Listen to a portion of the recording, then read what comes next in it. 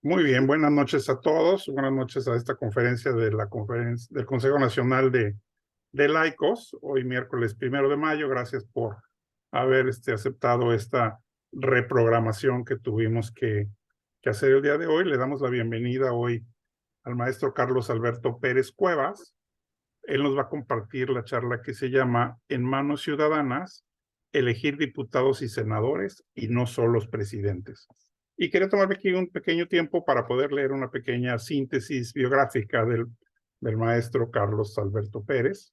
Él es académico con académico con doctorado en Derecho Constitucional por la Universidad Panamericana, experto en derechos humanos y sistemas anticorrupción. Es titular de la Cátedra de Derechos Fundamentales en la Universidad Panamericana, Universidad La Salle, Tribunal Federal de Justicia Administrativa, también la Barra Nacional de Abogados, titular del módulo en Sistemas Anticorrupción en el mundo de la maestría en anticorrupción en la Escuela de Gobierno de la Universidad Panamericana.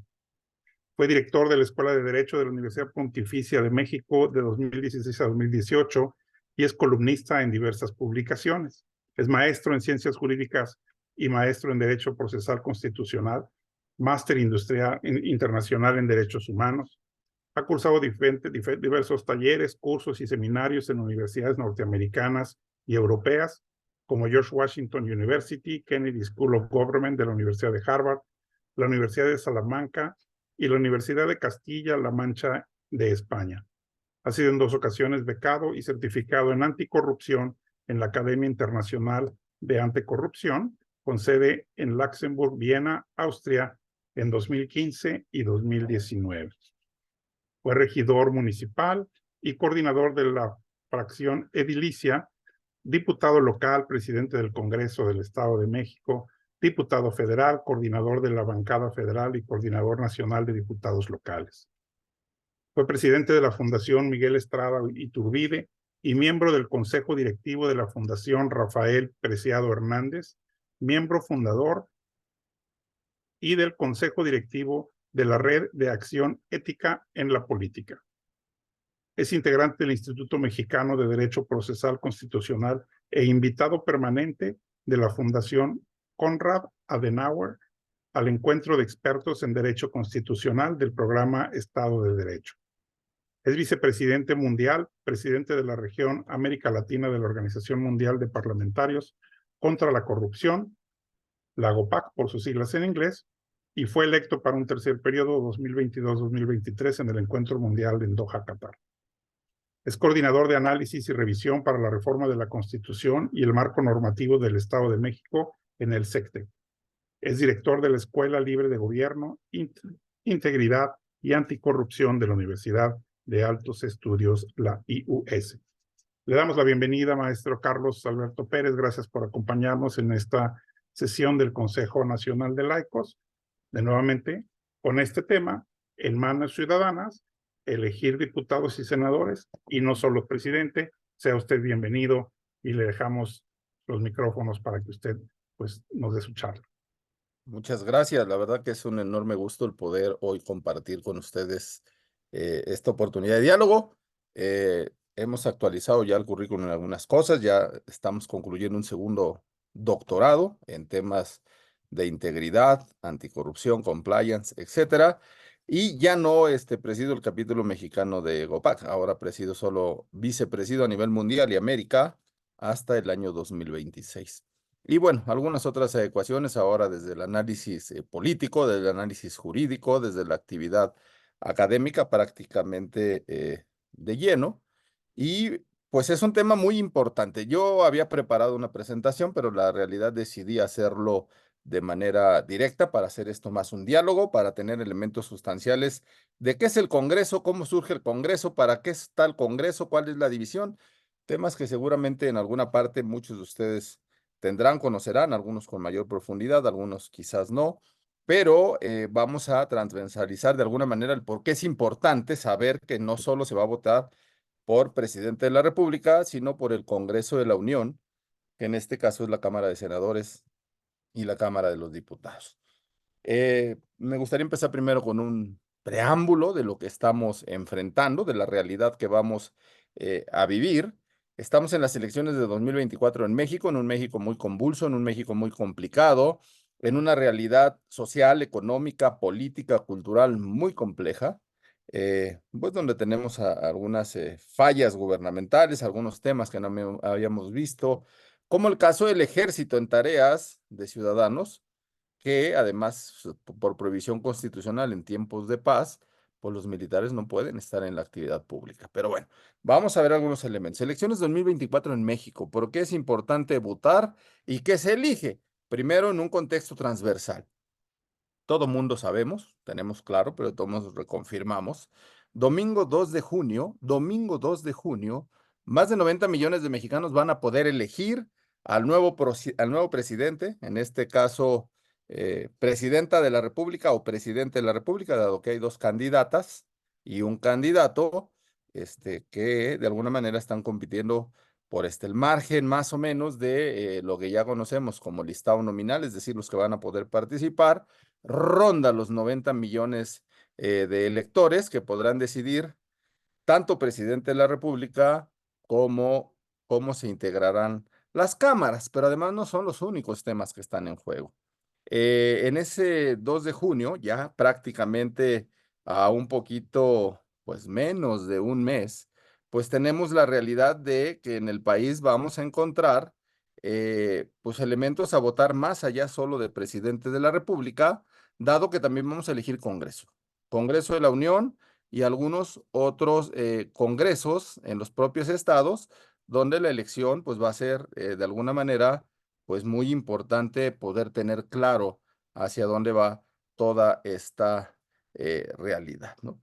En este contexto, denme un segundito porque en este contexto, la realidad que vamos a vivir, esos 90 millones de mexicanos, nos obliga a hacer una reflexión muy profunda, una reflexión muy detallada del por qué tenemos que tener mayor conciencia de la actividad a votar, porque prácticamente todo el proceso se ha concentrado en difundir la elección presidencial.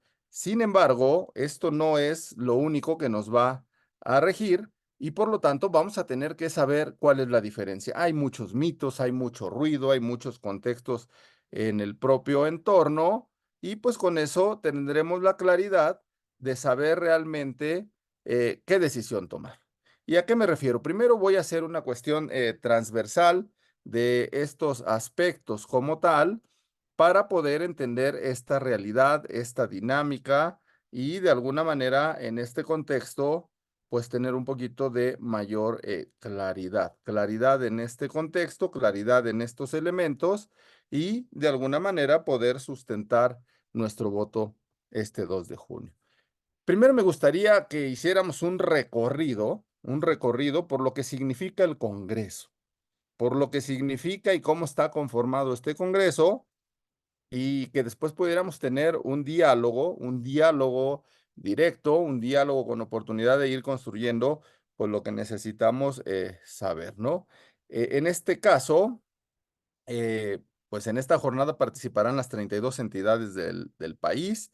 eh, de más de 130 millones de mexicanos, la cifra prácticamente detallada de las personas que podrán votar estará por el orden de los 99 millones 117 mil electores, con lo cual en una primera instancia, pues se va a votar para nombrar al sucesor o sucesora del presidente Andrés Manuel López Obrador, ¿no? Y en total, entre senadores, diputados, vamos a elegir 628 cargos.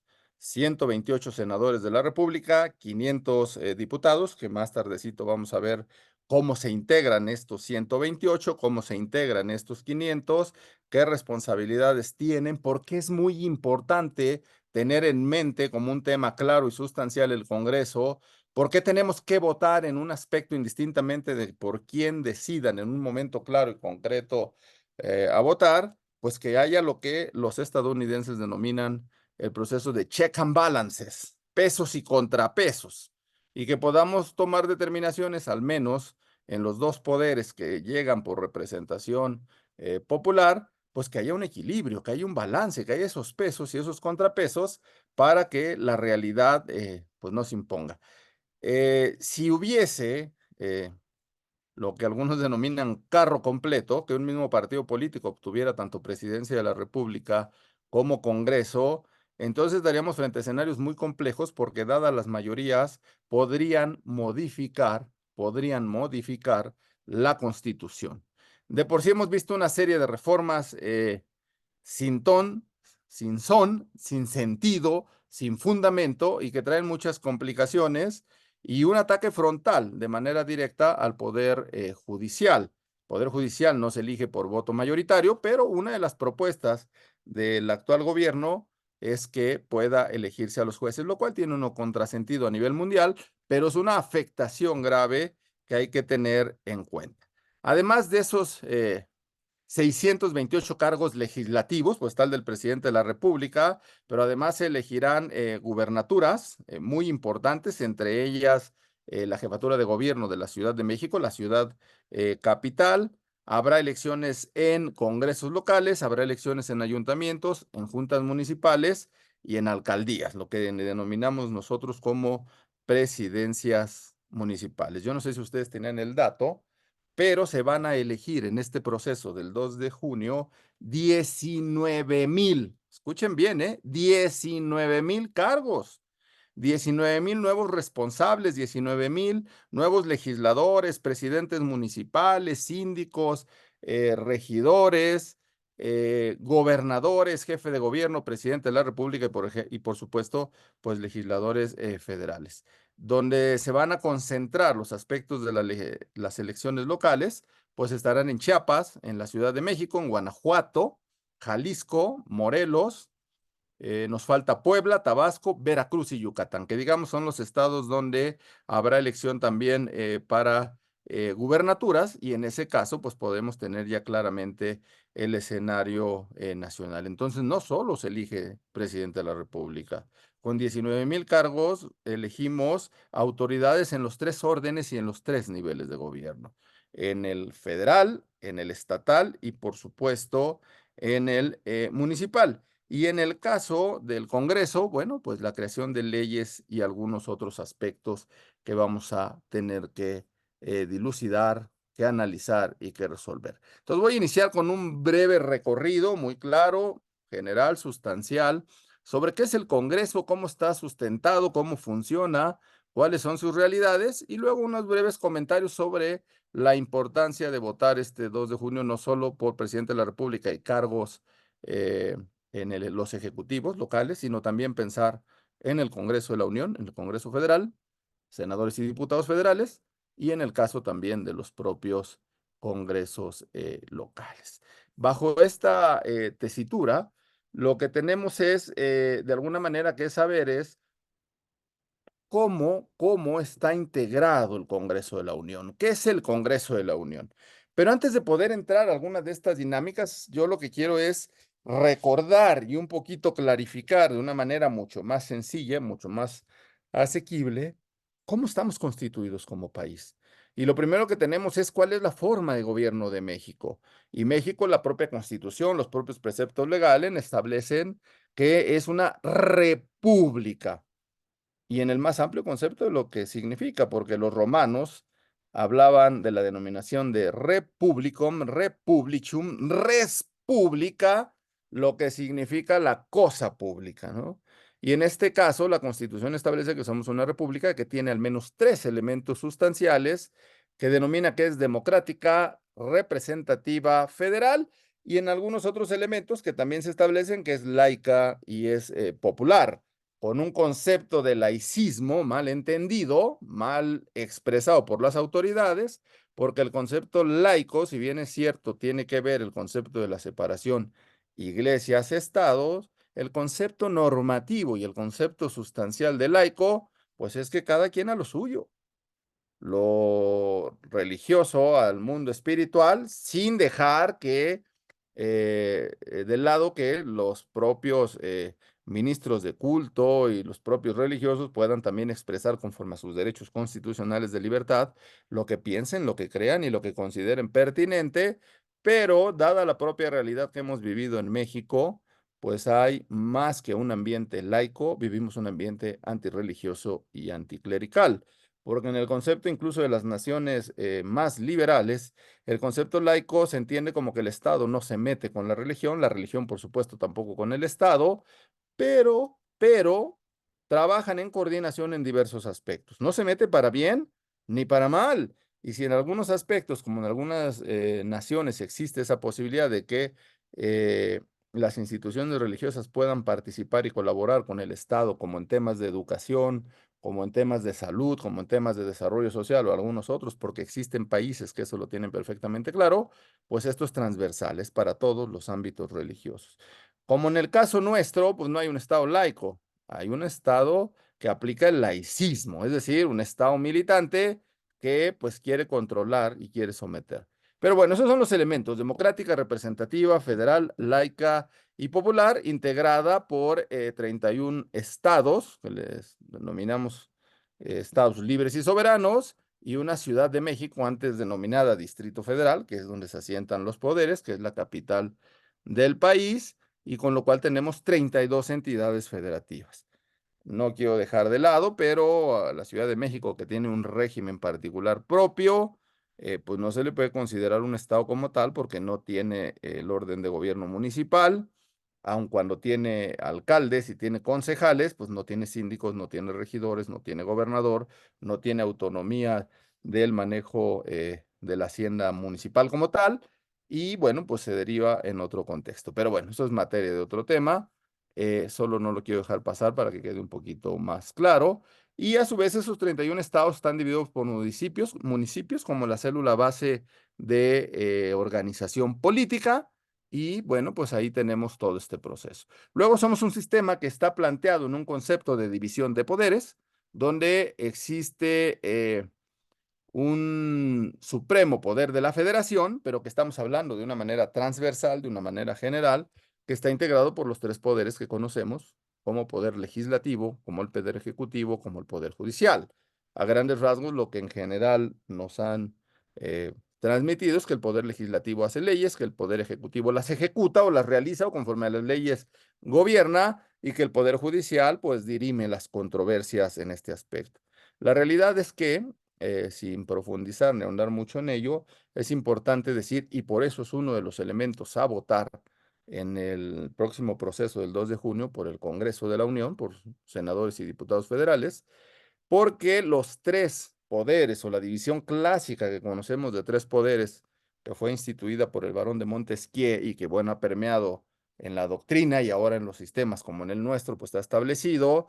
Y luego ahí pues hay una discusión que solo la dejaré en el aire, pero no entraremos más a profundidad, de que ya no son solo tres poderes, porque el INAI, el INE, en fin, los órganos constitucionales autónomos no le rinden cuentas a ninguno de estos tres poderes establecidos. Son una política transversal de Estado que tienen su propia autonomía jurídica, económica, de decisión, que tienen su base en la propia Constitución, y que ahí estaríamos hablando de una teoría de poder, de división de poder, ya no solo en tres, sino en más órganos.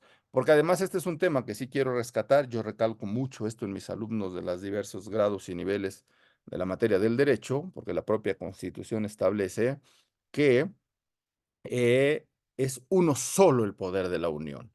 Y ese es poder de la Unión, para su ejercicio se divide en poder legislativo, en poder ejecutivo, en poder judicial. No es que haya tres poderes diferentes, no es que haya tres poderes superpoderosos, sino que existe un solo poder que se divide. Y es ahí donde caben los órganos constitucionales autónomos también, en esa división de ese poder único, en la cual lo que hacemos es que un poder se contrapesa con el otro. Por historia política, por cuestión cultural política, pues hemos visto poderes ejecutivos, presidentes de la República muy poderosos que pretenden sojuzgar a los legisladores y al Poder Judicial, y hoy en día nos enfrentamos a una cuestión similar, porque ya la Cámara Federal, la Cámara de Senadores, que tienen una mayoría no absoluta, pero sí una mayoría simple en algunos casos de legisladores de un solo partido, pues votan todo lo que el presidente pide, sin discutir, sin analizar, sin debatir, con lo cual pues ahí hay un sojuzgamiento de un poder que es el ejecutivo, sobre el legislativo. Pero bueno, al final hablaremos un poquito más de eso. Nos quedamos ahorita con que tenemos poder legislativo, poder ejecutivo, poder judicial, que son divisiones del mismo poder, que se contrapesan uno con otro, que ninguno es más importante que otro, sino hay una autorregulación conforme al peso de cada uno. Si el poder legislativo no hace leyes que estén sustentadas en la Constitución y en los principios legales y constitucionales, pues entonces el Poder Judicial le puede enmendar la plana y decirle, no es constitucional, va para atrás. Ahora han presentado en la Cámara, en las cámaras, una reforma para que entonces el Poder Judicial no pueda declarar la invalidez de esas normas, lo cual es un contrasentido. En otros países existe algo que se llama control previo de constitucionalidad, y lo que quiere decir es que la Corte revise y le dice, legislativo, ahí hay vicios de constitucionalidad. Aquí vemos que esto va contra la Constitución. Yo no te la voy a modificar, pero te advierto que esto es inconstitucional, así es que cámbialo. No es nuestro sistema, pero pues tenemos antecedentes. Y en el caso del Ejecutivo, pues no se le puede ocurrir hacer lo que se le antoje. Tiene que rendir cuentas, tiene que hacerlo conforme a derecho, tiene que hacerlo conforme a la Constitución y tiene que cumplir principios y normas, bases establecidas en la propia Constitución. De tal manera que ahora reservan obras, reservan información por supuesta seguridad nacional, pero no es suficiente. Si nos da tiempo, vamos a platicar un poquito de eso. Pero para centrarnos, ¿cómo está el poder legislativo ya después de esta división de poderes? Bueno, el poder legislativo de los Estados Unidos mexicanos, que es el nombre correcto y adecuado de nuestro país, se encuentra depositado, se encuentra establecido, se encuentra organizado en algo que denominamos Congreso General. En algunos otros apartados de la Constitución, pues se denomina como Congreso de la Unión, pero en realidad el Congreso General es la suma de esos 500 diputados, de esos 128 senadores, que en conjunto forman un cuerpo de 628 legisladores, que son los encargados de, entre otras cosas, hacer las leyes. Ahorita vamos a ver algunos otros temas y más o menos cómo están divididos, porque esos 500 diputados están divididos ahora en 300 distritos nacionales que llegarán a la Cámara de los Diputados por una elección directa, es decir, esos 300 distritos, el que gana el primer lugar es el que va a ser el diputado de cada uno de esos distritos y tendremos los primeros 300. Aquí rompo un mito y lo quiero dejar bien claro para que tengan pues una visión apegada en esto. Los otros 200 diputados que denominamos como plurinominales o de representación proporcional también son producto del voto de ustedes. Es un mito que nadie vota por ellos. Es un mito que llegan solo por un dedazo, ¿no? Porque los otros 200 legisladores, una vez que se salva todo el proceso de votación, se quedan fuera los votos nulos, se determina cuál es la votación válida. Luego, conforme al porcentaje ya real de cada partido político, se dividirán esos 200 diputados entre el porcentaje total que obtuvieron todos los partidos políticos y luego se le dará a cada uno ese porcentaje. Si el primer lugar obtuvo un 40% de la elección, se llevará el 40% de esos 200 diputados. Y si otro tuvo el 15%, lo que equivale al 15% y así cada uno. Donde está lo perverso y donde está a veces el problema, lo digo encorchetado, de todo esto es cómo se eligen a esos representantes internamente y se vuelven candidatos. A veces muchos líderes de partido, a veces muchos procesos en los propios partidos, pues no eligen a los mejores personajes. Pero la realidad es que eso es un sano equilibrio, porque a veces hay personas que a lo mejor quizá no tengan la habilidad y la capacidad para ir a una campaña y ganarla, pero sí tienen habilidad, capacidad, integridad, honestidad, conocimiento para poderle aportar a las cámaras y por eso son creados como de representación proporcional o plurinominal, que, insisto, llegarán de acuerdo a la suma de los votos de los partidos, con lo cual se viene abajo el mito de que los plurinominales no son votados por nadie. Son votados y si el porcentaje del partido segundo, tercero, cuarto, quinto es más grande, en esa proporción entrarán más legisladores. Si es más pequeño, pues tendrá menos diputados. Pero entonces lo que quiere decir es que si los ciudadanos votan por estos legisladores, entonces habrá más diputados de otros partidos y no solo ganarán los que obtuvieron los primeros lugares, con lo cual de alguna manera se establece un equilibrio.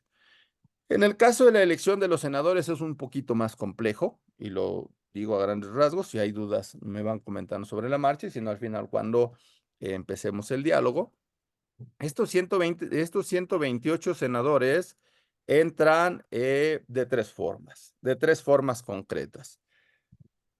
Los primeros 64 senadores entran porque existe algo que se denomina fórmulas, que hay un senador con su suplente más otro senador con su suplente, es decir, una fórmula de dos senadores que cada partido político presenta en la elección. ¿Y por qué es así? Porque el que gana el primer lugar en una elección en cada estado, pongamos Chiapas, en Estado de México, en Tlaxcala, en fin, el estado que sea, el primer lugar de la elección se va a llevar las dos primeras fórmulas. Entrará como primer lugar senador 1 y senador 2 de esa primera fórmula, y con eso tenemos los primeros 64 senadores. Luego existe algo que también aquí ya sí se define un poquito más: representación proporcional y lista plurinominal. ¿Por qué representación proporcional? Porque en este caso, por cada estado, el segundo lugar de la elección, el partido que tiene el segundo lugar, después del primer lugar que ya se llevó las dos fórmulas, la fórmula número uno, la que encabeza la fórmula número uno, porque acuérdense que todos presentan dos, pero solo el primer lugar se lleva las dos, el segundo lugar se lleva una sola parte de la fórmula, y entonces entran los otros 32 senadores. Entonces ya tenemos 64 de los ganadores, que entran con dos fórmulas, 32 de la segunda, y luego viene algo que se llama lista plurinominal, que es una lista nacional que todos los partidos políticos presentan para sus candidatos a senadores, y con lo cual, y vuelvo a insistir, se rompe el mito de que por los plurinominales no se vota. Claro que se vota por ellos, porque esa lista de senadores de donde saldrán los otros 32, se saca toda la elección nacional, se quitan los nulos, se dice cuántos votos contó toda la elección, todos ese número de votos, esa cantidad se divide entre 32 para sacar el valor de un senador, y entonces se reparte por porcentajes. Y vuelvo a insistir, igual que los diputados plurinominales, los senadores plurinominales entran de acuerdo a la decisión de cada uno de ustedes, de cada uno de nosotros, de cada uno de los mexicanos, de cada uno de los que votamos. Y entonces, si un segundo lugar tuvo mayor fuerza, va a tener más senadores. Si un tercer lugar hay gente que apoyó ese proyecto, va a tener más senadores, o menos diputados, o más diputados. Es decir, va a ser en un proceso real de la gente que salió a votar y a participar, cómo se va a conformar tanto los de mayoría como los que conocemos como plurinominales. Y lo digo por tercera o cuarta vez, rompemos el mito de que por esos legisladores nadie vota. Claro que se votan, y claro que dependerán del propio. Esa Sí, votación. perdón. No sé si había un comentario, pregunta. ¿No? Bueno, si no, ahorita la retomamos. Con toda confianza, si alguien tiene alguna duda o algún comentario, podemos intercalar sin mayor problema, a reserva que de todos modos vamos a poder dialogar. Y así es, tienen la habilidad de poder abrir su micrófono, ¿no? Digo, gracias por la disponibilidad, maestro. Entonces, si quieren en algún momento hacer alguna pregunta, la pueden hacer Y, por el chat o o pueden nos levantar levantan la la mano mano si saben física. cómo hacerlo también y les damos la palabra. Perfecto. Y bueno, nos vamos entonces a concentrar un poquito más, le vamos a dar un poquito más de celeridad para que también nos concentremos en el diálogo que nos puede enriquecer mucho, ¿no? Bueno, entonces con eso ya tenemos los 500 legisladores, diputados federales, los 128 senadores, y de alguna manera decía que esto se divide en los 300 distritos y luego los plurinominales, y pues ya se integra. ¿Cómo se integra entonces pues, la Cámara por 300 diputados uninominales, que así se denominan, 200 diputados plurinominales? Pero cuando los 500 llegan, todos valen lo mismo, todos pesan lo mismo, todos participan igual. Digo, bueno, hay pesos políticos, pero me refiero al valor unitario del voto, que cada uno es individual, y ahí ya no hay diferenciaciones en cuanto a prerrogativas, en cuanto a responsabilidades, en cuanto a obligaciones, todos valen exactamente lo mismo. Y luego en el caso de los senadores, solo para reiterarlo, los 64 primeros entran dos por cada estado, fórmula uno, 32 de la primera minoría, que es el segundo lugar, y luego 32 de representación proporcional, que es una lista nacional dividida con los votos de todos los votos válidos y luego divididos ya por porcentajes. ¿Cuáles son las facultades exclusivas de la Cámara de Diputados que me interesa dejarles perfectamente claras y que están establecidos en el artículo 74 de la Constitución Política de los Estados Unidos Mexicanos? Y con lo cual también me va a servir para después hacer algún comentario respecto de toda la validez y toda la importancia que tiene pues la Cámara de los Diputados, por supuesto también la de senadores y el Congreso de la Unión en su conjunto, para ver la relevancia de solo por qué no estar pensando en votar por el presidente de la República, sino también por la Cámara como una especie de contrapeso. Si decidimos votar por el presidente tal, pues el equilibrio tendrá que ser en las cámaras por algo que obligue a que si ese presidente o presidenta se deschaveta, pierde la razón, pierde la locura, como ha pasado ahora en muchos casos, y ese es un buen ejemplo. En esta legislatura hay un partido, el partido Morena, porque esos son datos y esos son números, que tiene mayoría simple, pero no tiene mayoría calificada. Cuando se tiene mayoría simple, hablamos de que tiene el 50% de los votos más uno. Por supuesto que tiene más, pero más uno, con lo cual puede hacer reformas legales. Cuando se tiene la mayoría calificada, que quiere decir las dos terceras partes del Congreso, son las dos terceras partes de los 500, las dos terceras partes de los 128, entonces puede reformar la Constitución, lo cual es muy peligroso porque hay mecanismos que los teóricos constitucionalistas y los estudiosos del constitucionalismo determinamos que hay principios que se denominan cotos vedados, que se denominan partes inmodificables de la Constitución, principios constitucionales. Muchas veces los gobiernos autoritarios llegan y eso no les importa. Modifican la Constitución, rompen los principios constitucionales y hacen una constitución a modo. Y ahí está el ejemplo de Venezuela. ¿Tiene constitución? Sí. ¿Tiene división de poderes? Sí. ¿Tiene elecciones? Sí, pero todo es falso, todo es amañado. Y entonces, pues han creado cosas a modo.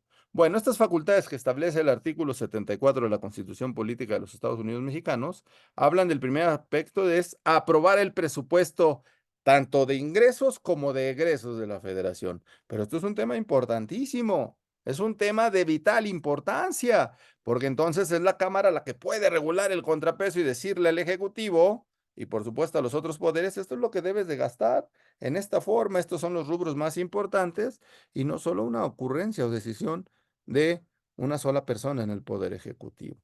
Además, también una facultad exclusiva es revisar la cuenta pública. ¿Qué es la cuenta pública? Pues todo el ejercicio del gasto, de todo lo que compró, adquirió, gastó, hizo obras, todo el dinero que usó los otros poderes, incluida la propia Cámara, y para revisar cómo lo gastaron, si fue conforme a la ley, si sí se gastó, si no se gastó, si hubo beneficios, si no hubo corruptelas. Entonces, eso es un tema de control. Si yo le apruebo el presupuesto a los otros poderes, es una manera de decirles conforme a la ley, conforme al orden. Por supuesto que también puede ser un tema autoritario si tienen el control de todo, pero habiendo equilibrios, pues siempre esperamos que sea una cuestión donde haya debates, donde haya argumentos y ganen las mejores opciones. Y eso de la revisión de la cuenta pública, pues podemos sancionar a aquellos que no aplican la ley, a aquellos que no usan el recurso para lo que es, y entonces podemos ahí tomar determinaciones. También la propia Cámara puede declarar si hay lugar o no a proceder penalmente en contra de los servidores públicos, lo que entendemos como el procedimiento o el mal denominado, le dicen juicio, pero bueno, de procedencia, donde cual la Cámara no prejuzga. Es lo que conocemos comúnmente como desafuero.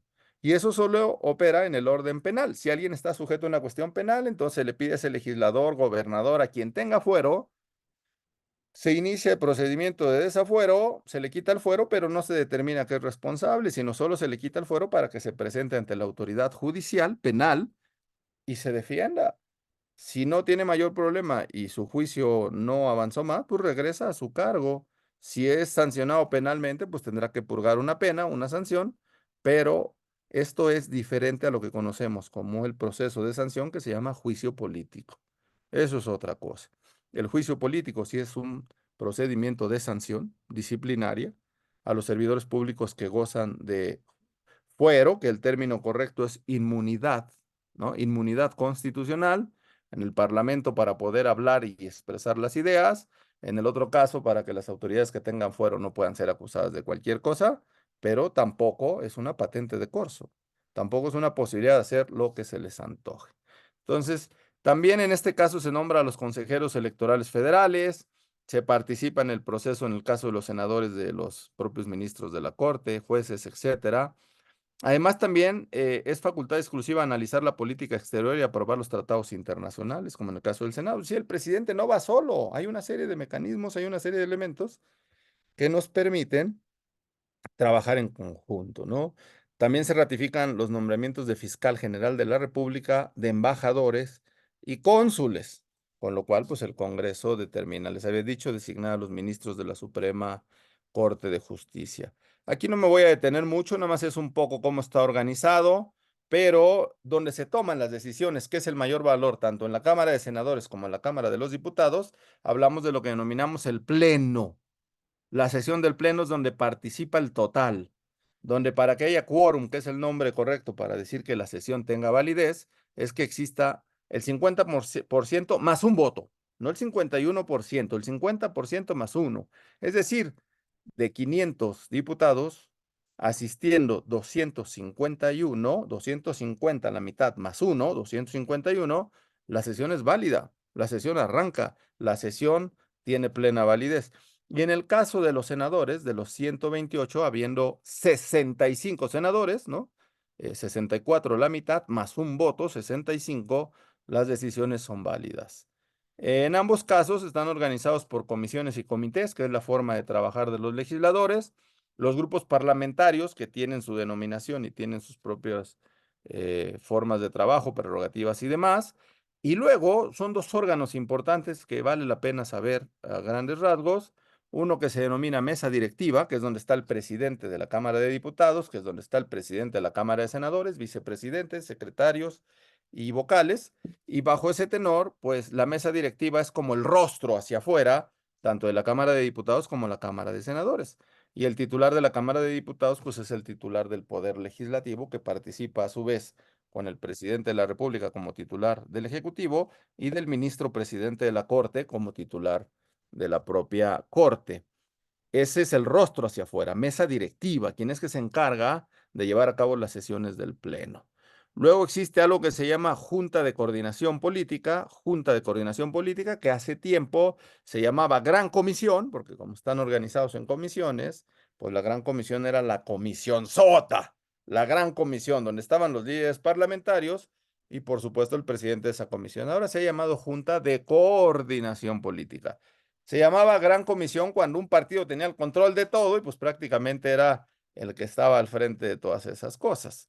Ahora, como Junta de Coordinación Política, pues se rota la propia ley, la Constitución establece que de acuerdo al número de integrantes, tanto de legisladores como senadores, puede ser rotativa esa presidencia y la Junta de Coordinación Política, a diferencia de la mesa directiva, se encarga de la vida interna, de la decisión de los recursos, de la resolución de la problemática interna, de ordenar los trabajos que corresponden como más importantes para el Pleno.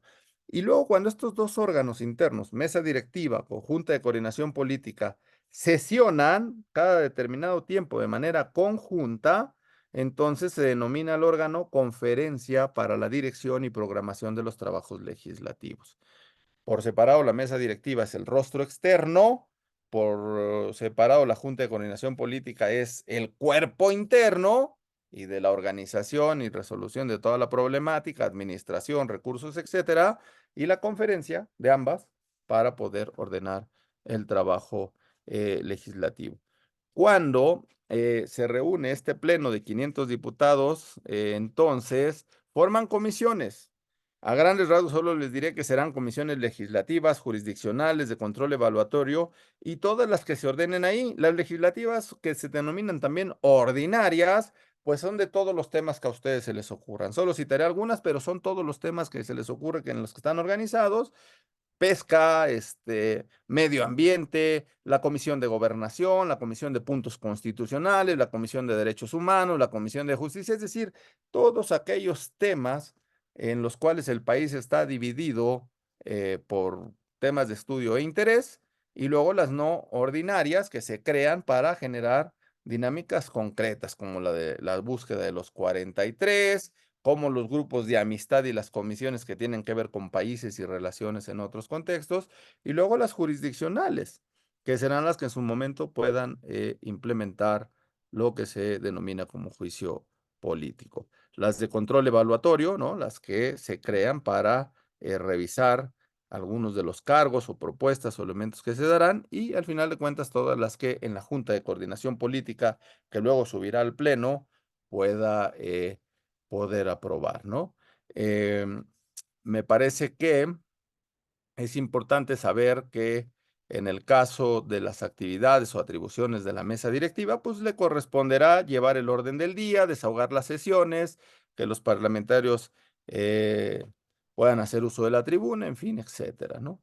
Los grupos parlamentarios están integrados de acuerdo a cada partido político, como llegan en el proceso electoral, reúnen a un número determinado, se les entregan las prerrogativas y ellos pues se encargan de hacer su propio trabajo y las comisiones que se integran pues son totalmente plurales, ¿no? Plurales.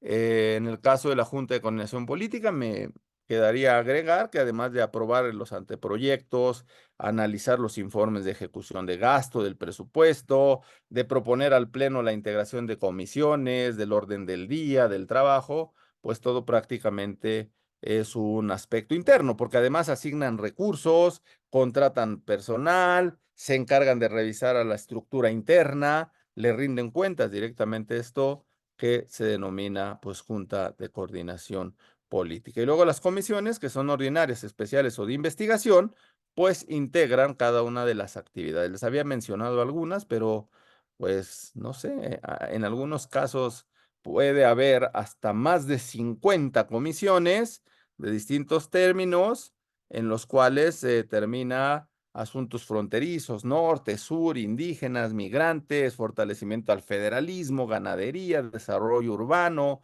defensa nacional, cultura y cinematografía, economía, marina, juventud, defensa nacional, medio ambiente, en fin, todos estos aspectos que representan más de 50 comisiones.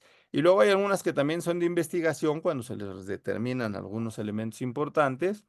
Y los comités también, como el comité de gestoría y quejas, como el comité de administración, como los grupos de amistad, que es la relación con otros pues países, con otros parlamentos y con los cuales pues se establece pues toda esta actividad como tal, ¿no?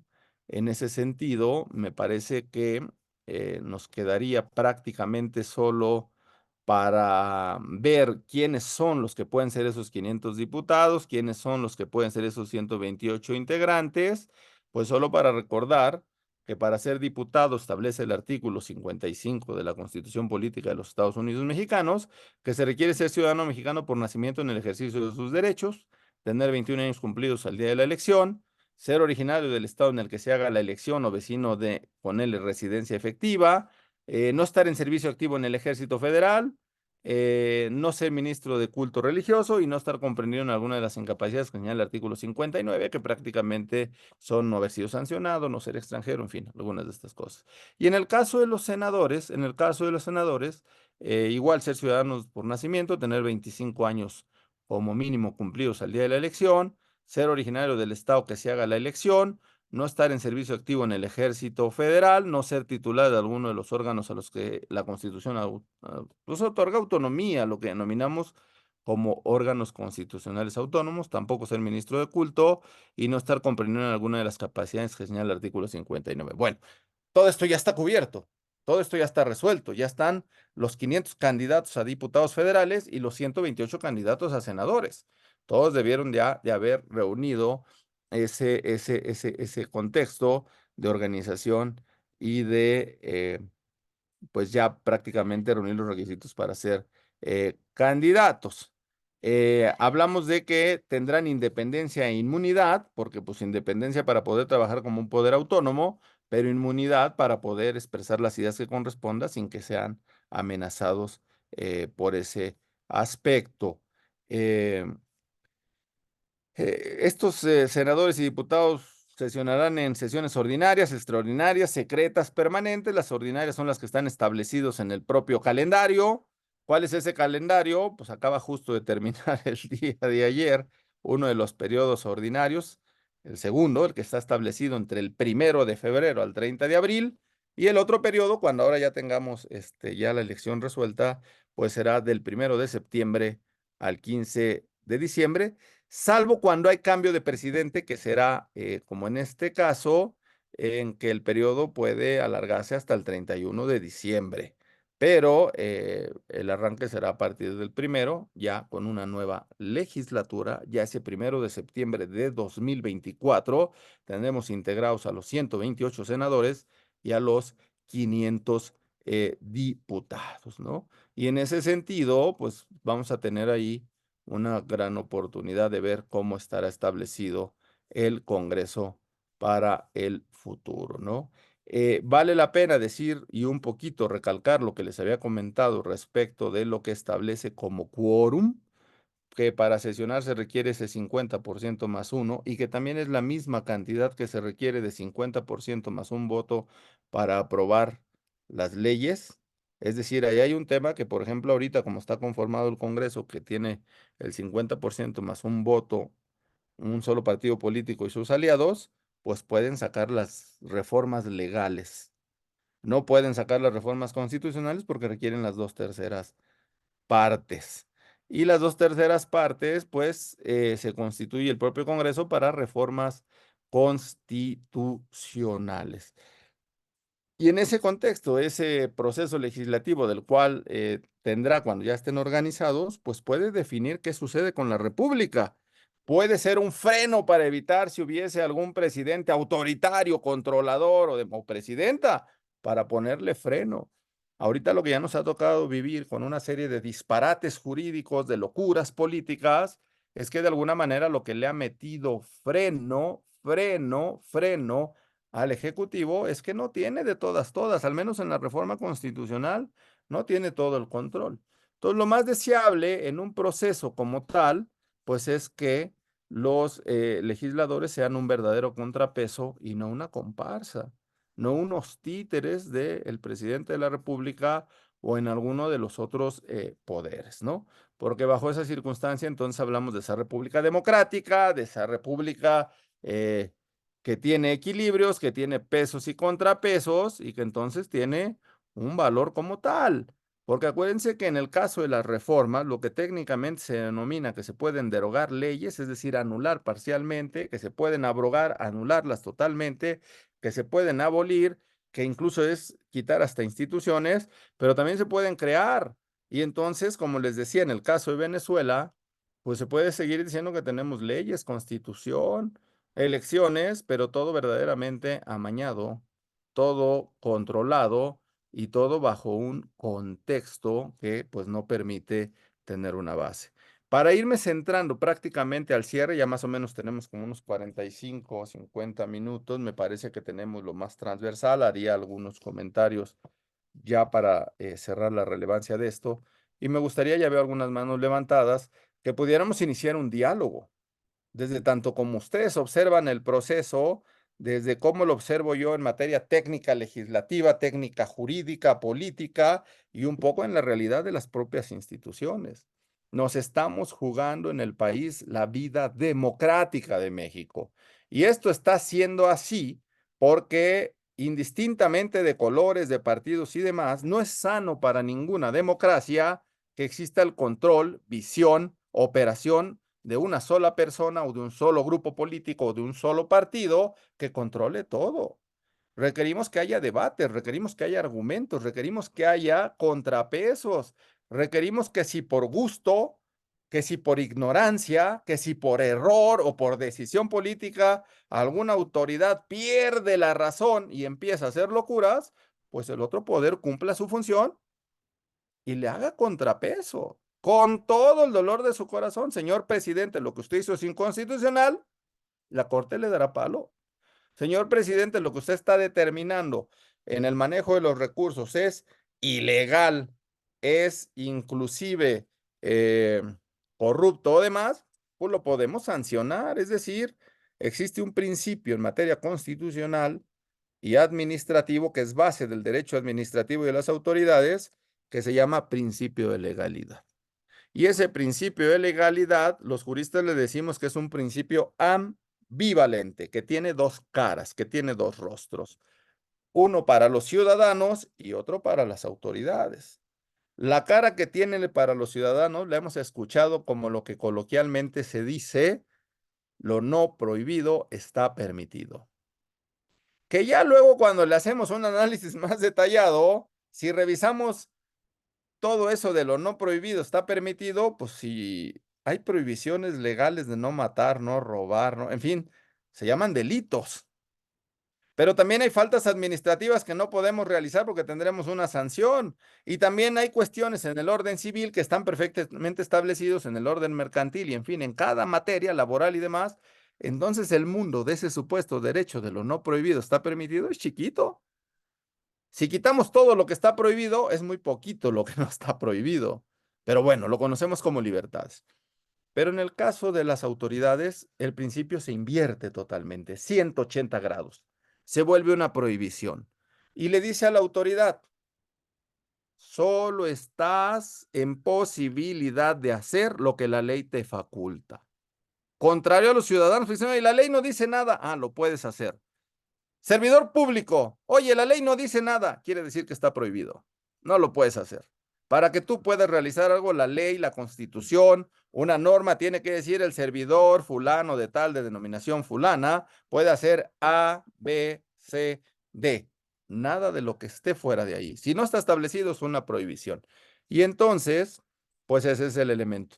Voy cerrando para entrar al diálogo, porque aquí lo más importante es que entonces no sé si con este cruce de tanto organización como actividad, como contrapeso, como valor, entonces la elección del 2 de junio cobra una relevante importancia, una gran relevancia, porque no solo nos jugamos lo que suceda con el presidente de la República, nos jugamos el país, la democracia, las instituciones, las libertades, si no hay un contrapeso que frene a ese poder ejecutivo, sea quien sea, ¿eh? Porque esto es un diseño institucional, un diseño democrático, que lo que quiere es que justo haya equilibrios, ¿no? Para eso estamos en el proceso de partidos, para eso estamos en el proceso de determinaciones por separado, y entonces es súper importante que ustedes tengan conciencia de esto y a su vez la hagan de los ciudadanos con los que tengan contacto, que votar de manera integral, bien pensado, bien analizado. Si aquí voy a votar por presidente, acá por diputado, pues que al menos haya un contrapeso, un control, y no lo que muchos decían y hacían antes con el carro completo, pero que también algunos partidos políticos están llamando a votar todo del mismo color. Híjole, eso es muy riesgoso y eso es muy peligroso. Entonces tiene que haber equilibrios. Por eso esta elección del 2 de junio y ya en otros temas que todos sabemos, de disparates jurídicos, de decisiones de normas que tratan de amedrentar a los otros poderes, de ataques desde las tribunas, en el caso del Poder Ejecutivo con la mañanera, pues van minando, van dañando, van afectando a las instituciones democráticas, pero entonces podemos hacer esa labor. Yo hasta aquí dejaría, ya he visto que hay, si nos ayudan ahí los moderadores, con varias preguntas que me parece que ya están en el chat y algunas otras, si quieren ser de viva voz, pregunta, comentario, aporte.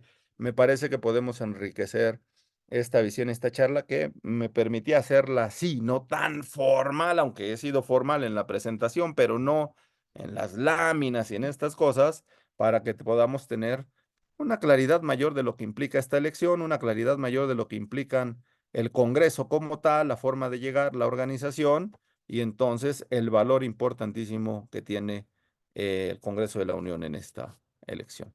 Gracias, Estamos maestro. Si de los quiere, moderadores. Ernesto tiene la mano levantada. Tiene una pregunta en el chat, pero si quieres, Ernesto, abrir tu micrófono y hacer las preguntas, por Sí, sí, favor. buenas noches. Buenas noches. Mi nombre es Ernesto Romero. Sí. Tengo una pregunta al maestro Carlos Alberto.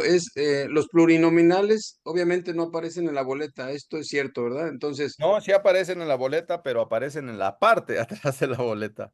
ahí Este, aparecen los plurinominales. sí, sí, sí. Y las listas. Tanto cuando uno va a votar por senador, aparecen los senadores en el orden que están y los partidos registrados, y uno voltea en la parte de atrás, pero va a haber unas letras micro, por eso llévense los lentes. O sea, sí Este, aparecen, pero no son votables. Yo creo que esa es la pregunta, Ernesto, ¿no? Exactamente, aparecen, pero a ver, no son votables exacto, en la boleta de tachar y decir por el exacto. Sí, 35, por el 36. No, eso no aparece. ok, no, no me di a entender. Eso es lo que quise decir. Gracias por la aclaración.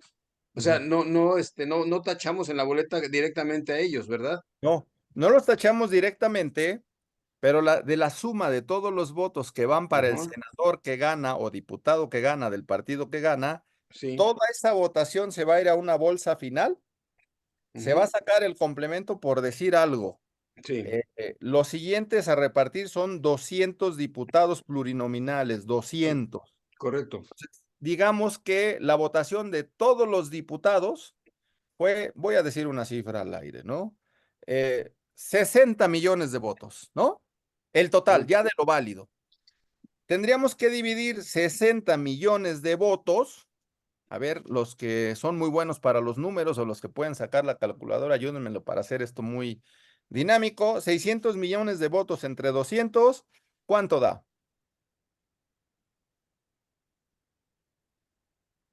Estamos hablando de una cifra X, ¿eh? Porque al final va a ser la que dé el total de los votos válidos. Votación Entonces, válida es cuando ya se descartan nulos, cuando ya se descartan ilegibles, cuando ya se dicen, este es el total de votación válida. ¿Cuánto 600 da? millones entre qué, perdón, entre 300. Sí, 60 millones Ah, entre perdón, 200. Entre 200. Nos da 300,000. 300,000. Bueno, nos da 300,000. ¿Qué quiere decir 300,000? Que cada uno de esos 200 legisladores vale 300,000 votos. ¿Cuál es ahora el proceso? Si el partido A del total de la votación sacó el 40%, ¿cuánto es el 40% de 60 millones? 2,400,000, ¿no? 2,400,000. Esos 2,400,000 se dividen por el cociente de 300,000. ¿Cuántos 300,000 caben en 200, en 2,400,000?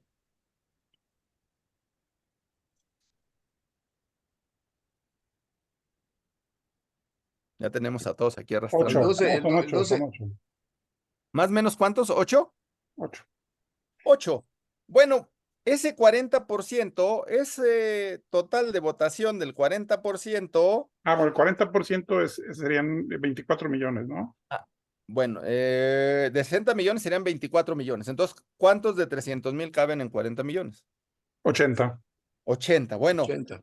para que vean ya en el análisis que ustedes hicieron arrastrando el lápiz y que luego se dice, por eso, señores, no vota nadie. No, esos 24 millones que se dividen entre el valor de 300,000, que es el valor total de la elección, le va a dar 80 diputados a ese partido.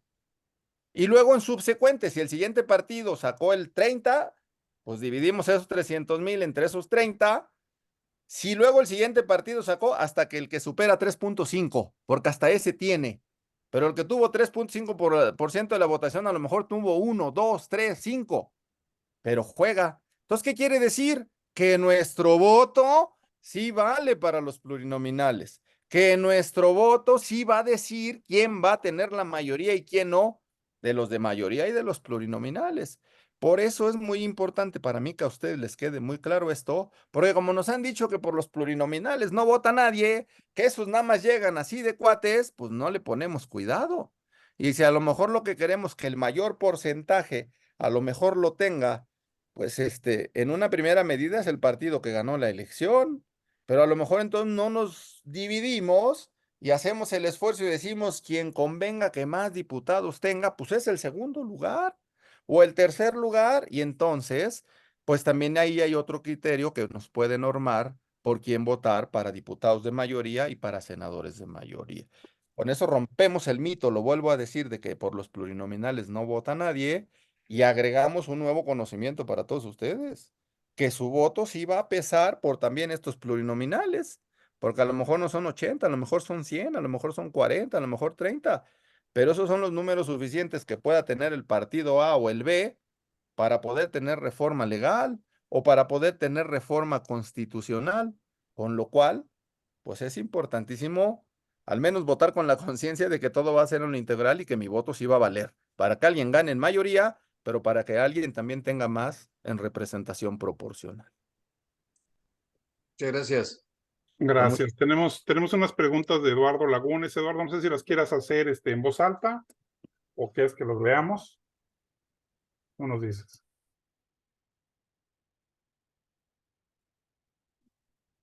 ¿Pueden leerlo, por favor? Gracias. Ah, claro que sí. Dice, pregunta Eduardo Lagunes, ¿en qué fuente de información podemos ver la semblanza de los candidatos a diputados y senadores de todos los partidos políticos? Bueno, en una primera parte están en sus propias páginas de cada uno de los partidos, están obligados a presentar toda esta información, pero también en la propia estructura del Instituto Nacional Electoral, al menos quiénes son. Y ahora la verdad es que en honor a la verdad, con el uso de herramientas tecnológicas, ya difícilmente alguien se nos escapa, ¿eh? Entonces, si queremos saber de quién se trata, pues agarramos el nombre, lo metemos a una plataforma de búsqueda, la que todos decimos o coloquialmente establecemos como que googleamos y nos va a aparecer santo y seña, ¿eh? Santo y seña si ya tenemos directamente a alguien enfocado.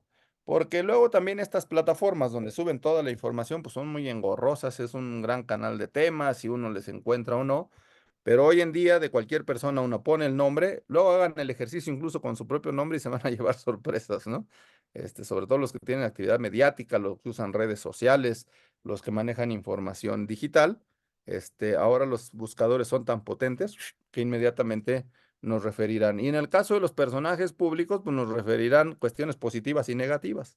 Entonces ahí podríamos hacernos una idea. Y en una segunda y tercera pregunta que voy a enlazar porque tiene que ver. Dice, ¿cree usted que podemos vencer el abstencionismo en las próximas elecciones? ¿Y qué nos hace falta para ser más participativos? ¿Qué nos hace falta a los ciudadanos para ser más participativos en este proceso electoral?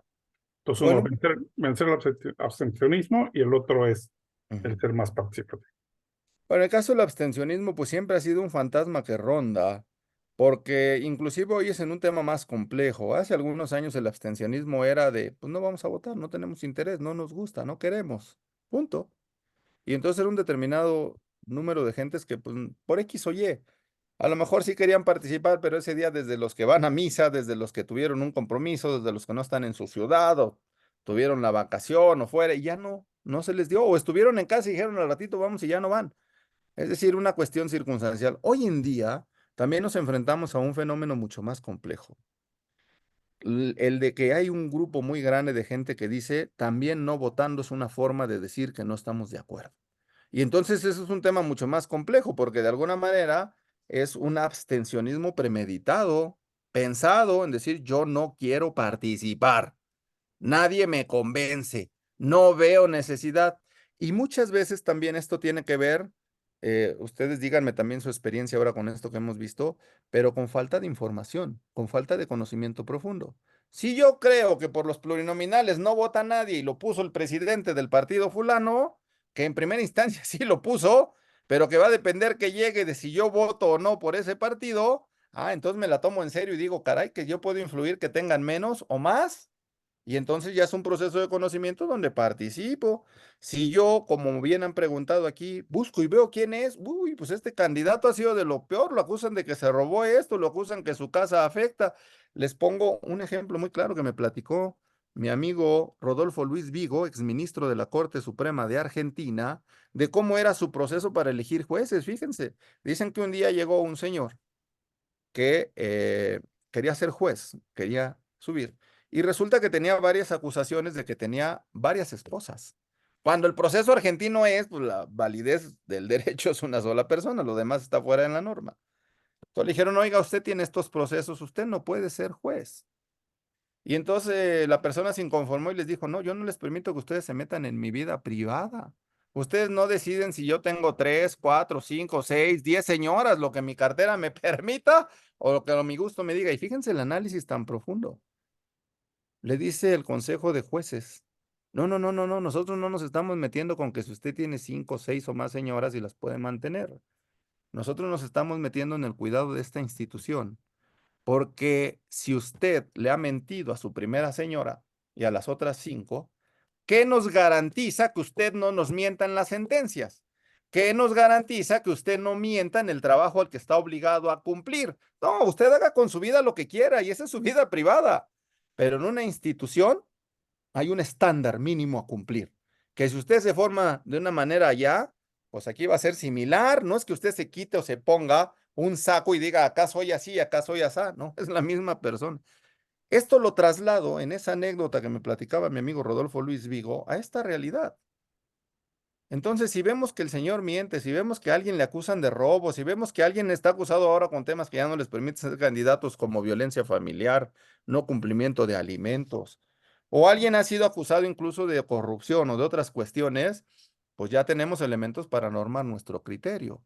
Eso hoy yo me atrevería a decir en algunos casos, en otros no, como diría por ahí alguien, benditas redes sociales. Es decir, hoy podemos saber de quién se trata, sea quien sea, en el último pueblito de Tinguindín, al candidato fulano pongan su nombre y nos va a salir algo de él.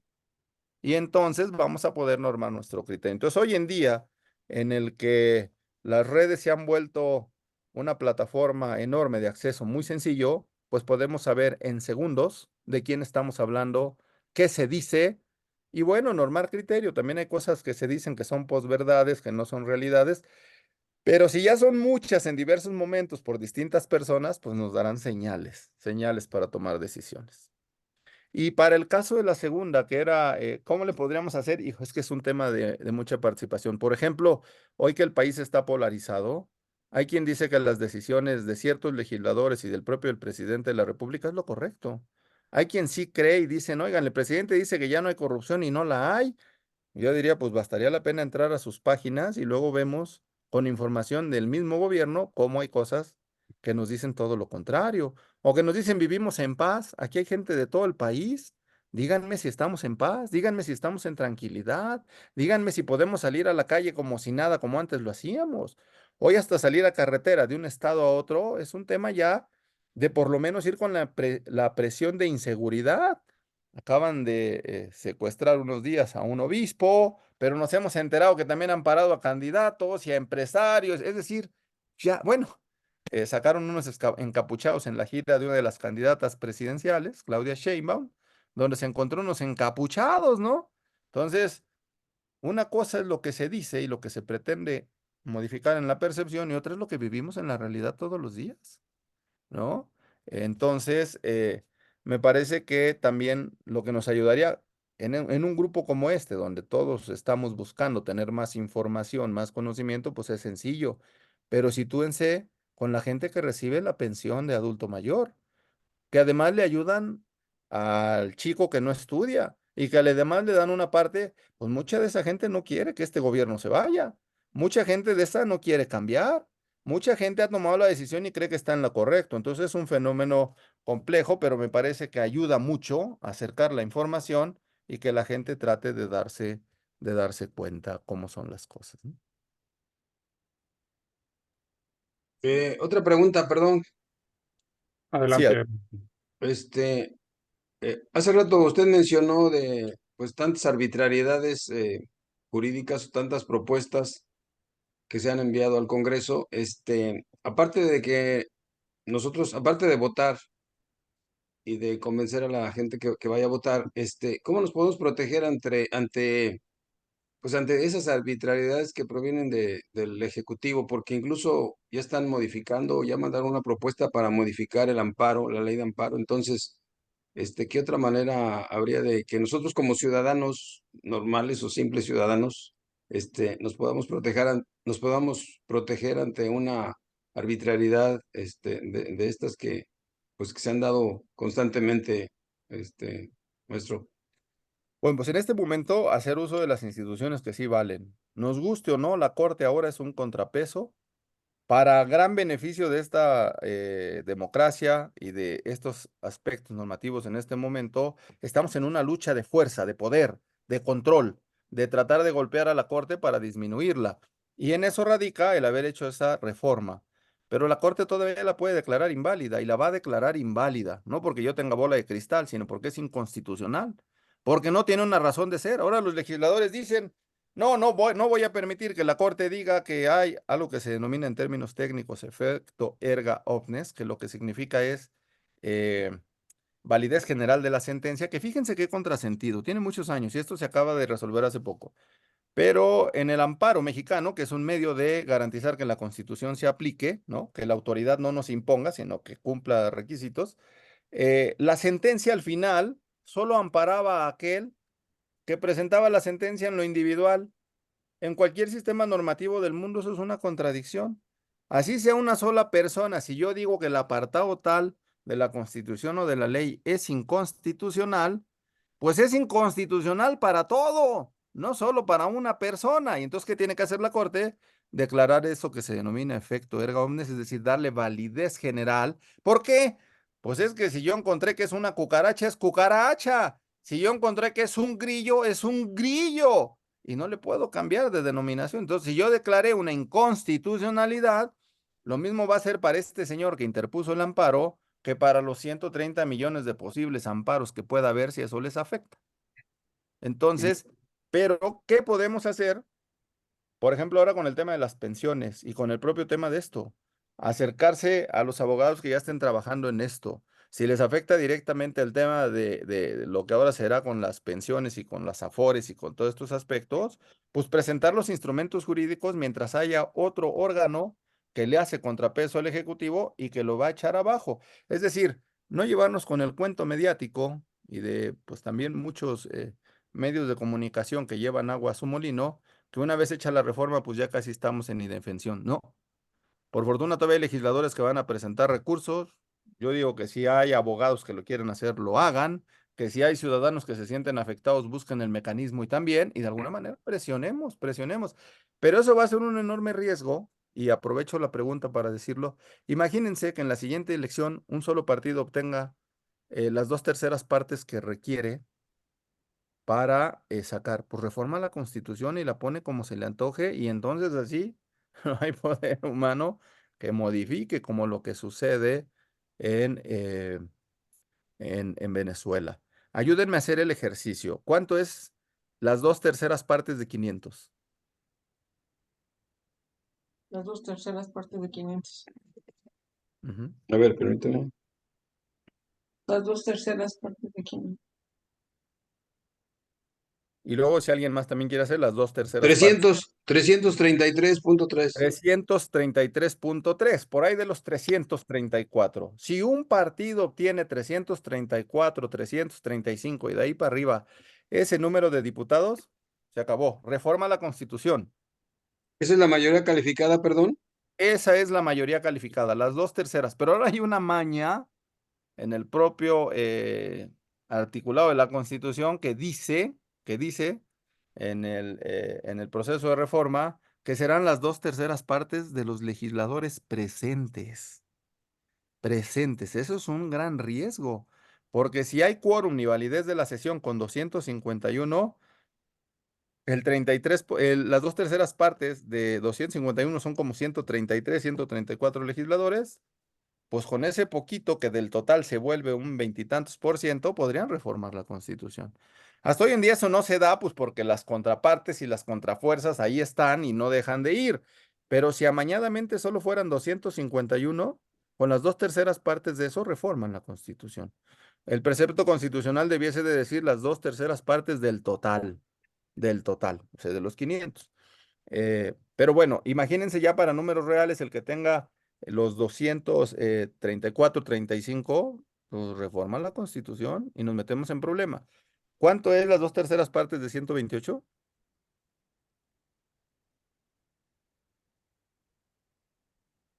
85.3. 85.3. 85.3, con 86 senadores y con Wow. 234 diputados, ya tenemos reforma completa en el Congreso. Porque acuérdense que la reforma constitucional tiene que pasar en ambas cámaras. Se aprueba en una, cámara de origen, la aprueba la otra, cámara revisora, pero puede ser a la inversa. Pero teniendo un solo partido el control de esos números, 234 y 85, El presidente podría decir, ¿qué creen? Ya hay nuevos legisladores y ¿qué creen que dicen que ahora vamos a inaugurar? Ya no somos república. Me voy a decir algo extremo, pero que puede ser posible. Teniendo los números para reformar la Constitución, pueden decir, a partir de hoy dejamos de ser república, con lo cual podría desconocer hasta las elecciones. Ahora vamos a hacer una nueva monarquía, me estoy yendo al extremo, ¿eh? Y entonces ahora vamos a nombrar un emperador. ¿Y quién cree que va a ser el emperador? Pues el último gobernante con más poder. Entonces, de ese extremo de grave puede suceder, porque reformando la Constitución pones lo que quieras, y de aquí a que la combatas, de aquí a que se modifique, de aquí a... puede pasar lo que sucedió en Venezuela, lo que sucedió en El Salvador, lo que ha sucedido en Nicaragua, lo que ha sucedido, pues prácticamente todos estos países que se han alineado a la izquierda, que llegan, tienen los votos necesarios y reforman la Constitución para quedarse de manera permanente, ¿no? Ese tema todavía está en riesgo, ¿eh? Si no se pone freno logrando que haya más diputados distintos al partido que gane, hay riesgo y es permanente.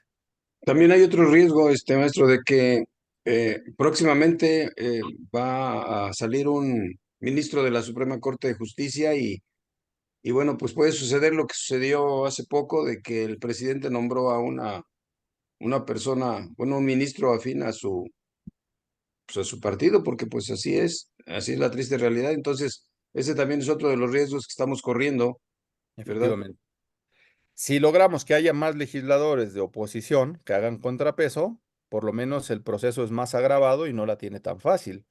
Desafortunadamente, como se ha diseñado, al final, si los legisladores no se ponen de acuerdo, el presidente determina quién es de manera directa, ¿no?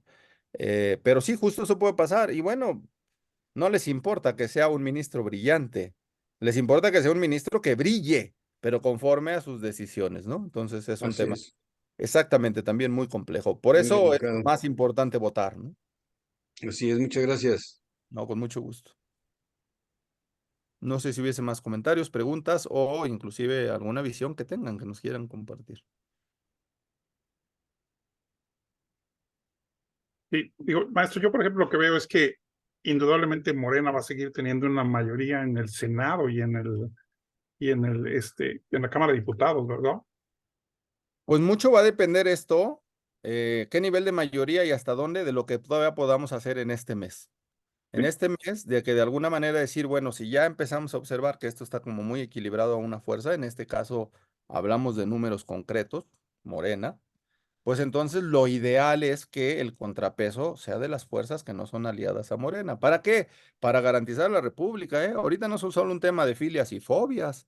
Ahorita no es un tema que yo venga a decirles, oigan esto, cuidado. Pues sí, cuidado, pero el equilibrio y el contrapeso se da en una vida democrática, en un contexto de que hoy caminar es una libertad. Sí, o sea, Hoy con todo en la inseguridad salir a la calle, con todo en la inseguridad es una libertad que yo tomo. Va a haber un día que si esto se modifica o cambia, no tenga ese chance. Y miren, en verdad, a lo mejor de pronto parece un escenario catastrófico, pero hay que decirlo con todas sus letras. Yo que me dedico al tema internacional, que vicepresido a nivel mundial este organismo, tuve amigos desde hace muchos años que decían, Venezuela, vamos a ser como Cuba, porque era lo que decían antes. Cuidado, porque Venezuela puede ser como Cuba. Se reían los académicos. Los opositores partidistas decían, no, eso no va a suceder nunca. Hay equilibrios, hay fuerza, hay democracia. Y perdónenme, pero si en Estados Unidos, que hay mayor control y todo, estuvieron tambaleándose con el golpe tremendo que dio Donald Trump, pues imagínense nosotros que no tenemos una vida institucional tan sólida, que todavía existen muchos aspectos que no tienen fuerza jurídica como tal, pues el riesgo es mucho más delicado. Entonces, yo no quiero hacer una gran catástrofe, no quiero decir, ha habido muchas reformas que nos asemejan sin tanto ruido a lo que sucede en Venezuela. Acabo de estar en octubre pasado en Venezuela, invitado eh, por el episcopado a hablar de derechos humanos, a tener una visión mundial. Y la verdad es que eh, han surgido cosas, pero ahora tienen un control más detallado. Yo había ido como observador electoral 2 o 3 años a Venezuela, incluso una o dos veces me tocó en el tiempo el chavismo, al inicio de Hugo Chávez. Veíamos militares en la calle, control total, armas y demás. Esta última vez que fui yo me sorprendí y me aterré porque ya no veíamos nada de eso. Ahora veíamos rostros nuevos, con goma en el cabello, políticos guapos, como dicen muchos y demás, pero ahora con un control total mucho más marcado que con las armas. Entonces, eh, también las formas han cambiado y sutilmente nos puede pasar como el cocimiento de la rana. Una rana que uno intenta echar a un caso hirviendo, va a saltar, va a intentar sobrevivir. Pero si uno pone una rana en una olla y le va subiendo la temperatura y primero es agua tibia y está muy rica, pues la rana no se va a mover porque lo va a disfrutar. Cuando ya empiece a sentir que el calor subió y empiece a cuecerse, ya no va a poder reaccionar porque pues ya perdió la movilidad y demás. Ese es el factor más grave que me parece que en muchos casos ha estado sucediendo en México, que poco a poco con esas reformas, con esos cambios, con meter otros ministros a la corte, con dejar sin los números necesarios al INAI, con no nombrar a los magistrados en el Tribunal Electoral y muchas de esas cosas, pues van minando poco a poco la vida democrática y cuando queramos reaccionar, pues ya va a ser muy tarde. Todavía tenemos esta opción en esta elección y bueno, pues normar nuestro criterio y garantizar equilibrios, indistintamente que a lo mejor estamos con la fuerza A o estamos con la fuerza B, que pues en una vida democrática eso se vale, pero a lo mejor en una visión como laicos, pues tenemos que hacer lo que más le convenga a la patria, lo que más le convenga a la democracia, lo que más le convenga a las libertades, porque en esa todos jugamos, a lo mejor los más cercanos hoy se sienten confiados, pero llegará un día en que eso nos afectará a todos. Y Perdón, ahorita, eso lo logramos votando por los partidos de oposición. De alguna manera, digamos que es el escenario que tenemos. A lo mejor para muchos no es el ideal, y a lo mejor en la realidad muchos de esos partidos y muchas de gente no representan lo que queremos, pero es la única opción que en este momento nos equilibra, ¿no? Gracias. Sí. perdón, yo estoy preguntando mucho, ahora que estuvo usted en Venezuela, ¿es el mismo escenario que se vive en Cuba o es parecido Les decía que es un poquito ahora más peligroso porque es un Ajá. choque. Me sorprendió mucho lo que vi. Por ejemplo, ahora el gobierno de Nicolás Maduro ha permitido que se envíen dólares del extranjero y prácticamente todo se compra en dólares. Lo cual tiene dos sentidos porque decían, por ejemplo, trae tarjeta de crédito, no la use, decía la gente de allá, porque aquí el sistema no funciona y pues le van a vaciar más bien sus cuentas, ¿no? Eh, y si paga en dólares, pague con moneda chiquita, porque luego le salen con que, ¿qué cree? No tenemos cambio y le van a querer dar cientos de miles de bolívares que no valen nada, que ya no, que es solo papel moneda, pero que no vale. O le van a decir, luego le damos un bono. Entonces, pero ahora me sorprendió ver que había grandes cadenas de restaurantes, de centros comerciales, de lugares, o sea, con un contraste total con otros niveles del sector de la población de mucho más abajo, donde todavía se forman para que les den 10, 15 litros de gasolina al mes. Y que me tocó ver grandes filas y colas de gente que está ahí rellenando, o bien alimentos, es decir, una mezcla entre el control total de la dádiva a los sectores más pobres y una zanahoria para otros sectores donde les permiten irse a gastar sus dólares a muy buenos restaurantes, a muy buenos centros comerciales, donde ahora la dinámica está, pero al final de cuentas sigue habiendo un control.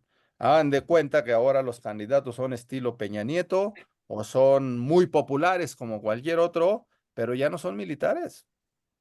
Ya no es el control total, ya no es la presión total, sino ahora dónde te controlo en la dotación de gasolina, ahora dónde te controlo en la dotación de alimentos, ahora dónde te controlo en las necesidades que tengas de estudio, educación, salida del país, etcétera, ¿no? O sea que la Entonces, propiedad privada no existe. en algunos casos sí, o sea, se respeta, están, pero no hay una plena libertad y sobre todo con el manejo del dinero, pues la verdad es que la gente no tiene acceso al dinero, salvo los que tienen familiares en el extranjero y empiezan a hacer una movilización de la economía. Pero sí, se reconoce la propiedad privada, pero en riesgo de que en cualquier momento te la desconozcan, te la Claro. retiren, te la expropien, ¿no? Entonces, es decir, no hay garantías. Y no hay garantías porque si algo pasa así, vas a un tribunal y el tribunal va a fallar como el gobierno le diga, ¿no? Que ese es el riesgo en el que estamos ahora. Si a lo mejor alguien se mete a Exactamente. nuestra casa, pues nadie nos garantiza que alguien no se meta. Pero todavía tenemos la garantía de decir, bueno, pues voy y denuncio despojo, voy y denuncio invasión, voy y a lo mejor tengo ciertas reacciones. Más adelante no lo sé. Si hay un control total hegemónico, pues eso no va a pasar. Gracias por Con mucho gusto. Ay, no quiero. No sé si alguien tiene alguna pregunta, algún comentario al respecto. Pero dice María Luisa, permítame un segundito ahorita, Alejandro, y tengo también a Sagrario con el micrófono prendido. María Luisa dice, ¿qué hay de cierto que existe una constitución mexicana realizada en 2021? No lo sé, no estoy seguro, pero yo no dudaría que tengan su propio plan de constitución. Y aquí les cuento una historia personal. El Congreso del Estado de México me pidió ser uno de los integrantes como constitucionalista de algo que se denominaba Secretariado Técnico para la Reforma de la Constitución, es decir, una nueva constitución. La realidad es que ya tenían una constitución hecha para el Estado de México. Y fíjense, circunstancias de no tomar decisiones en su momento, para bien o para mal, ¿eh? Porque en el Estado de México había mayoría total y absoluta en ese momento de Morena, gobernaba el PRI y mayoría en el Congreso de Morena y podía sacar por sí solo la Constitución. Por X o Y se tardaron, vino la siguiente elección, fíjense lo importante, qué bueno que preguntaron eso, porque ahora recuerdo este concepto y lo importante de votar. Vino la siguiente elección, parecía que no se podía modificar y ¿qué creen? Morena perdió. eh, las 2/3 partes con las que meses antes pudo haber modificado la Constitución y ya no la modificó. Ya no había manera. Pero ¿qué creen? Desde que nosotros llegamos y yo integré ese órgano, no lo hicieron público, no lo dijeron, pero ya tenían una Constitución totalmente hecha, a modo, con unas cosas bien extrañas. Muchas cosas de fortuna, yo en lo personal pude oponerme por mi formación constitucionalista. Y mi planteamiento siempre fue constitucional, pero si traducimos ese elemento de un estado a la federación, yo no estoy seguro, no lo sé, pero no dudaría en nada que haya un proyecto ya de nueva constitución, que en el momento que quieran, teniendo los números, la puedan hacer. Pero miren, sin ser conspiracionistas, si no la tienen, teniendo los números, la van a tener, porque la van a poder construir como quieran. Gracias, maestro. Con mucho gusto. Dice en Sagrario y Sergio, según se dice en las redes, que en esta nueva constitución se elimina el derecho a la propiedad y que el gobierno es el dueño y que la propiedad sería una concesión. Como no conozco un texto exacto, no me atrevería a proponer, pero cualquiera de esas cosas podría estar. La que se les ocurra. Imagínense, dice, dice por ahí un meme por ahí que he visto en algún lugar. En manos del lobo, la legislación contra las ovejas, pues siempre sería para comérselas, ¿no? O sea, es decir, aquel que tenga el chance de redactar la Constitución va a poner lo que crea que deba de estar, para bien o para mal. Entonces, ese justo es el riesgo de a quién le vamos a dar la pluma redactora y en qué capacidad, ¿no? Así es, maestro. Hay un comentario aquí que nos hace aquí, Pedro Torres de Irapuato, Guanajuato, dice, para quitar el pesimismo y tener más confianza en que propiciaremos el cambio, basta navegar por las redes y ver cómo en los mítines de campaña abandonan a la candidata presidencial de Morena y a la candidata de Morena en la Ciudad de México, a diferencia de los mítines de Xóchitl y de Santiago Taboada en la Ciudad de México. Bueno, No sé yo si es aprovecho, suficiente. no sé si había otro dato. Yo Sí, no. aprovecho para comentar que, a ver, yo no vine a hacer aquí un planteamiento catastrófico, ¿eh? Ni soy conspiracionista, ni veo todo oscuro negro. Estoy haciendo un análisis de la realidad que vivimos. A veces no nos gusta ver la realidad como está, pero yo lo que les quiero decir, este es un público avesado y abusado. Abusado en el sentido de capacidad de discernimiento, de visión, de idea, que a su vez le puede transmitir a otros. Hay sectores donde esto es muy complejo, ¿eh? Hay sectores donde es fe de carbonero y no me importa. Para mí no es cometa Halley, es un dios que está pasando por el cielo. Punto. Es muy complejo. Pero entonces el tema es, ¿cómo todo esto que es una realidad, cómo todo esto que es una posibilidad, logramos encontrar el lenguaje adecuado? Digo, yo estoy expresando esto en la confianza, yo también soy laico, participo en esto. En su momento fui miembro de la Asociación Católica de la Juventud Mexicana, participo ahora con el episcopado en muchas cosas, estoy a nivel mundial también en un organismo de líderes católicos, en fin. sigo el pensamiento del Papa. Yo creo, y aquí dejaría una tarea para todos los laicos, pues que releamos y releamos y repensemos y reflexionemos Fratelli Tutti. Y ahí vamos a encontrar muchas otras cuestiones que nos van a servir para todo esto que vemos en un planteamiento de realidad, volverlo en lenguaje positivo. Eh, Qué bueno que hicieron esa pregunta, porque yo lo que menos quiero dejar aquí es un ánimo derrotista de ya no hay nada que hacer. No, no, no, estamos advirtiendo los escenarios, pero todavía tenemos bastante tiempo para, pensamos a veces si convencemos a uno, a dos, a tres, a cuatro, a cinco de hacer esos equilibrios, pues eso puede ser la diferencia, ¿eh? Ahora sí, un voto puede ser la diferencia en muchos campos. Entonces, que no nos gane el desánimo, por el contrario, que digamos que todavía quedan algunas semanas y que nos aboquemos para transformar todo esto. Ya dijeron, hay algunas propuestas concretas, van así, los mítines están así, en eso está pasando, y lo que llamaría es a no confiarnos a nada y a tratar de construir todo lo más que se pueda en este sentido de equilibrios y pesos y contrapesos, ¿no? Muchas gracias, maestro. Dice Pedro Torres, dice, mi recomendación a la hora de votar, cruzar un solo color. Sí, porque nos podemos equivocar y entonces se anula.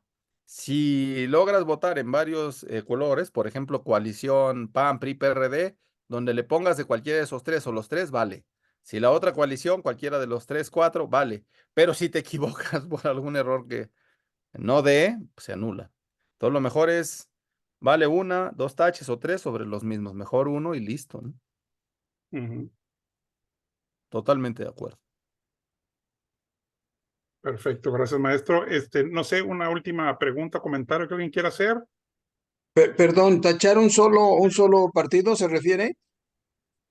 O Sí, sea, para no equivocarse, un solo partido de los un que solo considera partido. que es su candidato, porque va a venir el nombre del candidato en los tres partidos. Y entonces, Sí, ahí, va a venir cualquiera de las dos candidatas, va a venir ya sea por las alianzas, no van a aparecer juntos en un cuadrito, va a aparecer exacto. 3 veces el nombre de cada una de ellas, o creo que una 4, ¿no? Antes nada más Así una. es. Ok. Entonces Sí, nada Sí, más una uno. por cada. si alguien está seguro, dos, si alguien está súper seguro, pues los tres donde está, pero como bien sugieren, para que no haya riesgo, vale Uno. uno solo, ¿no? Sí. Ujú. Muchas Con uno gracias. cuentan. Adelante, Alejandro, prendiste tu micrófono. Buenas Sí, noches. sí, gracias. Nada más en el sentido, siguiendo con la misma línea del cruce de la boleta, si se cruzan los tres partidos, ¿es correcto que se le va a dar un tercio a cada partido? O sea, ¿el voto se divide? No, no depende de la división, porque por ejemplo en el caso de presidente de la República, todos van a sumar. Ahí hay, digamos que hay tres votos, suma uno solo para la elección. Quizá al final, cuando no se pueda dividir el porcentaje para saber exactamente cuánto aportó cada partido, pues pueda hacerse un cálculo como esos, ¿no? Al final de cuentas, no es que ahí haya tres votos, sino es un solo voto. Si acaso los partidos reclaman un porcentaje, pues les tocará el 33 punto no sé cuánto a cada uno de ellos, ¿no? Ok. Y otra duda, durante la exposición, cuando se habló de los diputados, se mencionó de 21 años para poder ser diputado. Ujú. No lo modificó la Constitución, creo que en el 19, algo así, ahora son 18 años. No, no en el 19, es reciente, se modificó a 18 años, incluso sí, qué bueno que hacemos la aclaración, fue una de mis alumnas la que presentó esa reforma. Yo doy clases en la Barra Nacional de Abogados y quien preside ahora la Comisión de Juventud del Congreso hizo la modificación a 18 años. Tiene también sus riesgos, porque 21 era pues Claro. ya tener pues un poquito de mayor solvencia y demás. Y qué bueno que hacemos la aclaración. Sí, acaba de haber reforma reciente, y esta niña presidenta de la Comisión de Juventud presentó esa reforma, se modificó y es a partir ya de los 18 años. Efectivamente, qué No, pues bueno. muchas gracias. No, con mucho gusto y muchas Gracias, muy buena gracias por exposición, recordarlo. muy claro para todo. Muchas gracias. Gracias. Perfecto. Bueno, muchas gracias a todos por muchas gracias, maestro, por esta explicación y configuración. Yo creo que nos va a hacer falta sacar algunos folletitos de cómo votar para precisamente evitar que se nos vayan a cancelar algunos votos por error, por andar ahí de efervescencia queriendo marcar todo. ya sea Exacto. trabajo que nos quede a nosotros, o si lo reciben también y lo pueden difundir, pues adelante, ¿verdad? Nada más que sea de una fuente, pues, fidedigna en la que venga. Ese puede ser un producto concreto que salió de este encuentro y Sí, sí, muy sí. válido para evitar cualquier cosa. Sí, les agradecemos a todos su presencia. Muchas gracias por haber estado aquí el día de hoy con nosotros. Les deseamos buenas noches, maestro. Muchas gracias de nuevo por compartirnos sus conocimientos y este mensaje, como dicen, nos llevamos algo positivo. Buenas noches a todos. Un fuerte abrazo, mucho gusto y éxito. Gracias igualmente. Buenas Gracias. noches. Gracias al Consejo de Laicos y a usted, maestro. Gracias.